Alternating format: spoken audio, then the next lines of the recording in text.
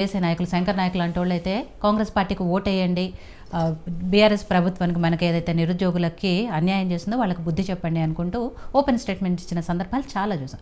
అలాంటి కాంగ్రెస్ ప్రభుత్వం ఇప్పుడు మళ్ళీ అధికారంలోకి వచ్చిన తర్వాత కూడా మళ్ళీ నిరుద్యోగుల్ని మోసం చేస్తోంది. ఏదైతే 2 లక్షల ఉద్యోగాలు ఇస్తామన్నారో వాటిని పోస్టులు పెంచడానికి కాంగ్రెస్ పార్టీకి వచ్చిన నష్టం ఏంటి అనేది ఇప్పుడు దత్తాత్రేయ గారు అడుగుతున్న విషయం. అట్లే వాళ్ళకి ఏవైతే కొన్ని డిమాండ్స్ ఉన్నాయో ఎందుకు నెరవేర్చట్లేదు? 6 నెలలు 100 రోజుల్లో చేస్తామన్న వాళ్ళు 6 నెలలు అయినా కూడా ఎందుకు చేయట్లేదు అని. Thank you madam. ఈ యోయో టీవీ టీవీ వేదిక నుండి తెలంగాణ ముఖ్యమంత్రి గారికి విద్యార్థి నిరుద్యోగుల పక్షాన కాంగ్రెస్ పార్టీ మా శ్రేణుల పక్షాన కూడా ఒక విజ్ఞప్తి చేస్తూ ఉన్నాం. ఎందుకంటే తెలంగాణ నిరుద్యోగులు నేడు బీఆర్ఎస్ బీజేపీ కుమ్మక్కు కుట్రపూరిత రాజకీయాలతో భావోద్వేగాలతో అయోమయ స్థితిలో ఉన్నారు. నేడు మా సోదరుడు దత్తాత్రేయ గారు చెప్పిన విషయాల్లో ఎంతవరకు జరిగాయి ఏం జరుగుతుందో చూద్దాం. ఇవాళ నేను తెలంగాణ గవర్నమెంట్ గత బీఆర్ఎస్ గవర్నమెంట్లో గ్రూప్ 1 యాస్పిరెంట్గా ఉండి 2 సార్లు కోచింగ్ పోయిన వ్యక్తిగా గ్రూప్ 1 పేపర్ వాయిదాలు లీకేజీలతో మేము విసిగెత్తిపోయి మాకు స్వతంత్రంగా మేమందరం నేను ఒక తెలంగాణ స్టూడెంట్ పొలిటికల్ జాక్ చైర్మన్గా ఎలక్షన్ ముందు నిరుద్యోగ చైతన్య బస్ యాత్ర కోఆర్డినేటర్గా రాష్ట్ర వ్యాప్తంగా తిరిగాం. అన్కండిషన్గా ఏకవాక్యంతో తెలంగాణ ఉద్యమమే నిధులు నియామకాలని పేరు చెప్పి 10 ఏళ్ళ స్వరాష్ట్ర పరిపాలనలో కేసీఆర్ కుటుంబ పాలనలో అగమ్మగోచరంగా దిక్కుతేని స్థితిలో ఇప్పుడు మా సోదరుడు అన్నట్టు 10 ఏళ్ళు ప్రొఫెసర్ నియామకాలు నియమించకుండా బోర్డు ఏర్పాటు చేస్తారని చెప్పి కాలయాపన చేసింది ఎవరు? ఇవన్నీ చర్చించుకునే తర్వాత ఇవన్నీ చూసిన తర్వాతనే తెలంగాణ వ్యాప్తంగా పార్టీల కంటే ఎక్కువ కూడా విద్యార్థి నిరుద్యోగులే సమాజంలోకి వెళ్ళి చైతన్యం చేసి కాంగ్రెస్ పార్టీని గెలిపించుకోవడం జరిగింది. దానికి అనుకూలంగానే సీఎం రేవంత్ రెడ్డి గారు కూడా ఎన్నో సందర్భాలు పార్టీ అధికారం వచ్చిన మరుక్షణం నుండే ఈ ప్రభుత్వము తెలంగాణ విద్యార్థి నిరుద్యోగులు ఏర్పాటు చేసుకున్న ప్రభుత్వాన్ని ఎన్నో వేతనం బహిరంగ ప్రకటించడం జరిగింది. వారి నాయకుడు నేనని చెప్పడం జరిగింది.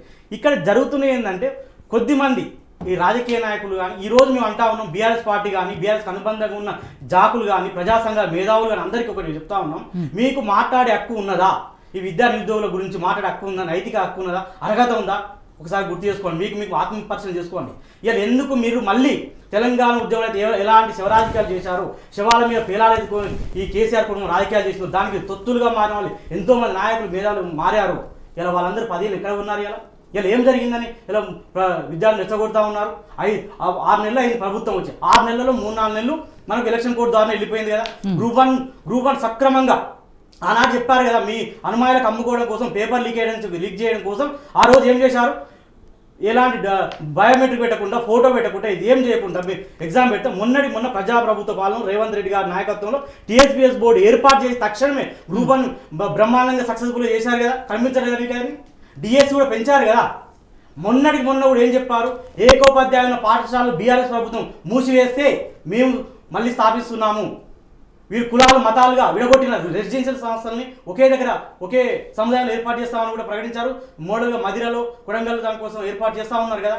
ఈరోజు ఒకటే తెలంగాణలో ఉన్న బీఆర్ఎస్ శ్రేణులకు లేకపోతే వారి సానుభూతి పరులకు ఆ మేధావులకు ఏంటంటే అధికారం లేక కేసీఆర్ దగ్గర లాలుచిపడే రాజకీయం లేకపోతే పదవులు అనుభవించలేక 10 ఏళ్ళు అనుభవించిన వాళ్ళు పదవులు లేక నిలబడటం లేదు.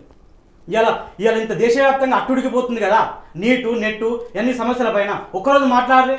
దాని తప్పుదో పట్టించడం కోసం ఒకవైపు హరీష్ రావు, కేటీఆర్, కొద్దిమంది బీఆర్ఎస్ శ్రేణులు, ఒకవైపు బీజేపీ వాళ్ళందరూ బీజేపీ బీఆర్ఎస్ ఎలాగే పార్లమెంట్ ఎన్నికలు కుమ్మకాయదో ప్రభుత్వం అస్థిరపరచడం కోసం మాత్రమే జరుగుతున్న కుట్రలను మేము భావిస్తా ఉన్నాం. కానీ నరసింహ గారు దీన్ని కొంచెం పొలిటికల్గా పక్కన పెడతాం. బీఆర్ఎస్ బీజేపీ ఏం చేస్తున్నాయి, కలిసి కుట్ర పనుతున్నాయి, ఇది పక్కన పెడతాం. దత్తాత్రేయ గారు మాట్లాడింది ప్యూర్గా నిరుద్యోగుల సమస్యలు ఏమున్నాయి, వాళ్ళ డిమాండ్స్ ఏమున్నాయి. ఆయన చెప్పినట్టు గ్రూప్స్కి సంబంధించి పోస్టులు పెంచడానికి కానీ లేదా మెగా డిఎస్సీ 25,000 పోస్టులతో మెగా డిఎస్సీ వేయడానికి కాంగ్రెస్ ప్రభుత్వానికి వచ్చిన నష్టం ఏంటి అని అడిగారు.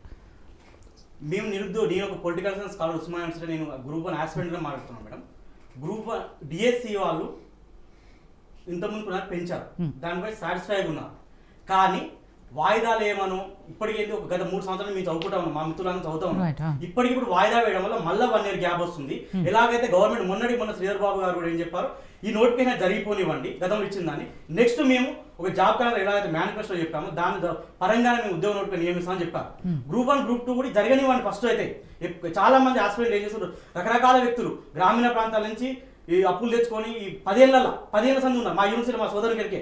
ఇగో ఈ రోజు నాకు దత్తాత్రేయ అన్న కూడా అసిస్టెంట్ ప్రొఫెసర్ ఎలిజిబుల్ క్యాండ్ మరి ప్రశ్నించిన ఏరా కేసీఆర్ 10 ఏళ్ళలో మేము అన్యాయం అయిపోయినా అసిస్టెంట్ ప్రొఫెసర్ నియామకాలు చేయాలి ప్రశ్నించారా వీళ్ళు? ప్రశ్నించలే.